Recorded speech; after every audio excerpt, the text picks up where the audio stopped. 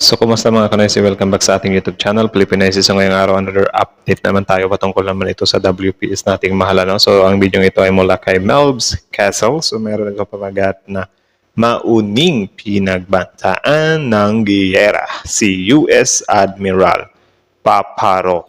Paparo?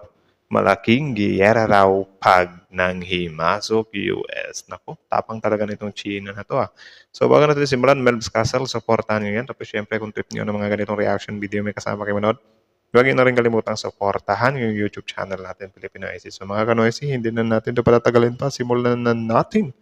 Baka agawin pa ng China. Again, ang title or pamagat ng video ito, Mauning Pinagbantaan ng Giyera si US Admiral Paparo. Malaking giyera raw pag nang himasok US. Diyos ko. Pang ano na to, 1 million ang pagbabanta na to. So yun, Melbs Castle, Filipino AC. So yeah, like, comment, share, subscribe. Start. Pipiko ng China sa balitang ito. Gusto na kasing Again. Ulit. Mas lalong mapipiko ng China sa balitang ito. Gusto na kasing manghimasok ng US sa gulo. Ayon yan sa commander ng US Indo-Pacific Command na si Admiral Samuel Paparo. Willing ang US Navy na sumama sa lahat ng resupply mission sa West Philippine Sea. Paano na lang kaya kung sasama na talaga yung US? Wala na. Di na iimik yung China niyan. Payag ang US na harapin ang pulutong na puwersa ng China Coast Guard. Mukhang nangahamon na tong Amerika ano. Hindi na kasi masikmura ng US ang pambubuli ng China. Kahit sino naman. Pinapahiwatig na kami ang bombahin at banggain yung mga incheck. Talagang magkakasubuan tayo. At wala na raw pake ang China kung gawin to ng Amerika. Resonable naman raw na depensahan ng kaalyadong bansa ng US ang kakampi nito, lalo Talaga ba China? na raw kung nalalagay sa delikado at alanganing sitwasyon. And so when you ask, would the U.S. consider?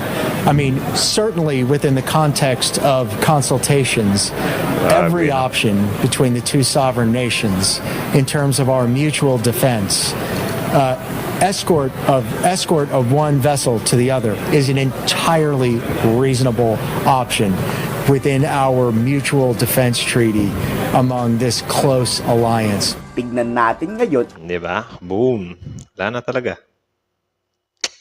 Hay nako, China, pasensya na talaga ha. Pero yun, mapipilitan talaga kami gamitin yung MDT namin kapag hindi nyo itigil yung mga kabalbalarns yung mga pinagagawa dyan sa WPS namin ha. Ang angas ng China Coast Guard pag-escort na ng Pilipinas ang US Navy. Paniguradong magpapanik ang China nito. Pero ang malaking tanong, payag ba ang Armed Forces of the Philippines na magpasama sa US Forces? Yun lang. Ayon kasi kay AFP Chief Romeo Brunner, hindi pa raw napapanahon. Ito ang problema ngayon. Nag-aalok na ang Amerikang sasama na kami, pero mataas pa rin ang pride ng AFP na kaya raw nila.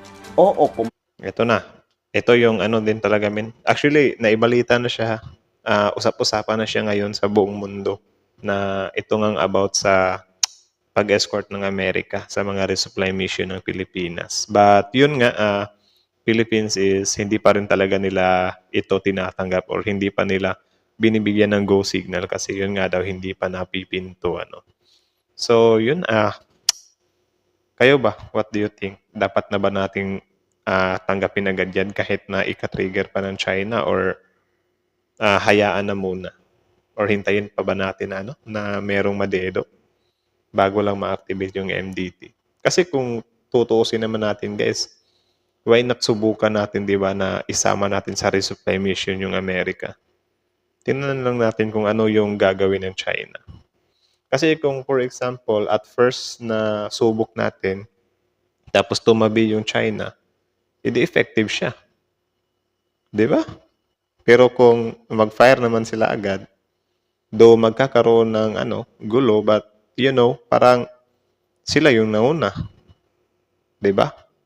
Can you imagine na lang guys, iwa-water cannon yung barko ng US. Kasi yung US hindi naman pareha sa Pilipinas yun naiindahin yung water cannon eh. Yung US, naisip nyo ba kung anong gagawin ng US if ever na iwa-water cannon sila ng China or babanggain sila? 'Di ba? Ibang usapan na yun. tuloy. Mapalag na kayo, salamat AFP.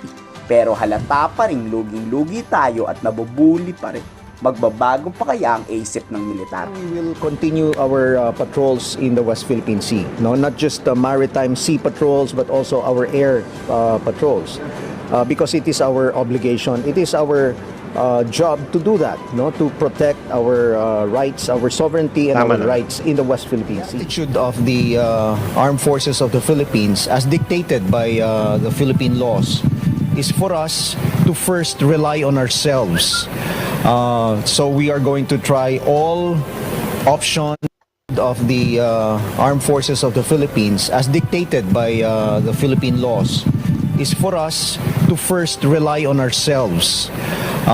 So we are going to try all options, all avenues that are available to us in order for us to achieve Parang ano pala, sinabi ni Sir dito na parang, ano lang talaga, go pa rin ng go.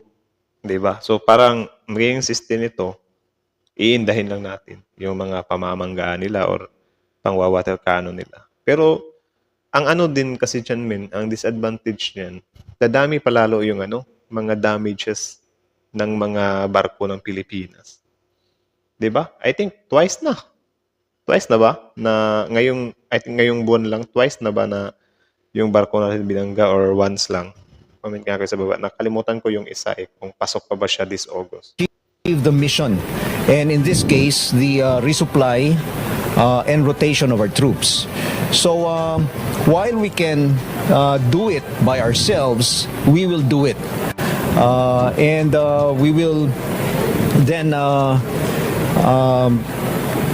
seek for other options when we are already constrained from doing it ourselves. Hindi pa kumpirmado kung tuloy ang plano.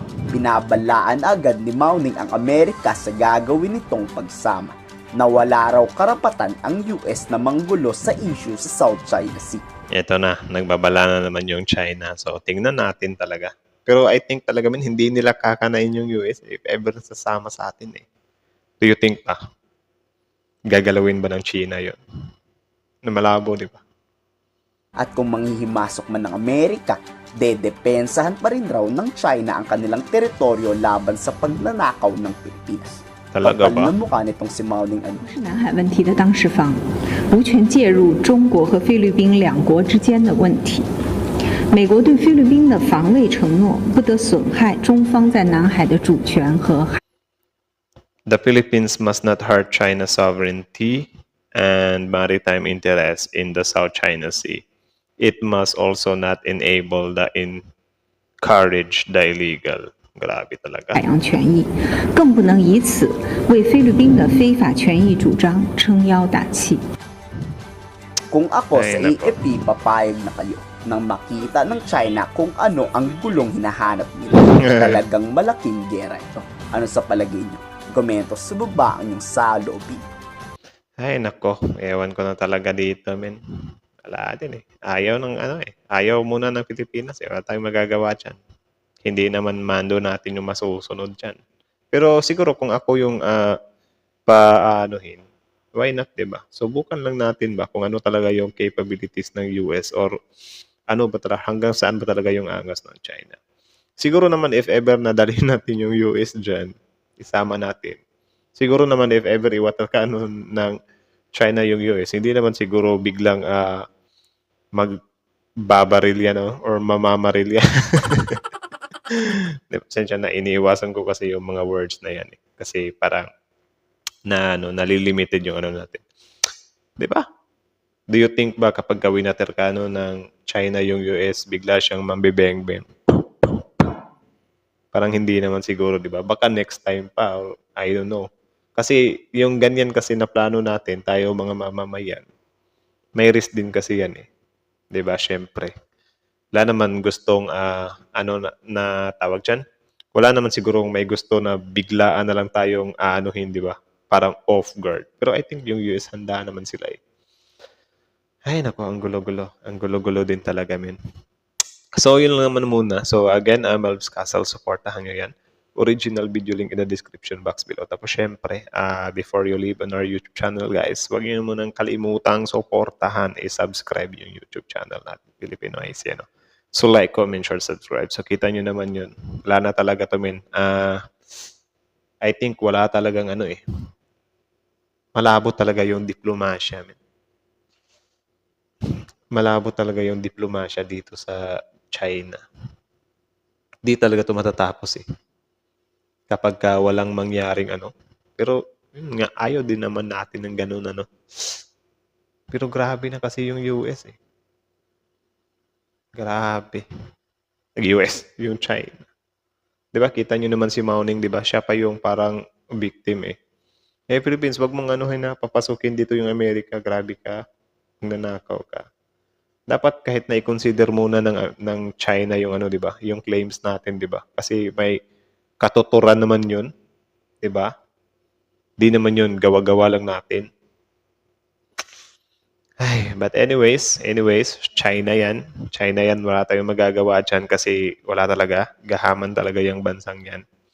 At yun, kayo, comment kayo sa baba if ever na agree din kayo doon na ipasama na yung US sa mga resupply. Comment down below. Tapos yun, pag-usapan natin yan sa comment section. So, yeah, Melps ka sa Filipino AC. So, like, comment, share, subscribe. Filipino AC is out.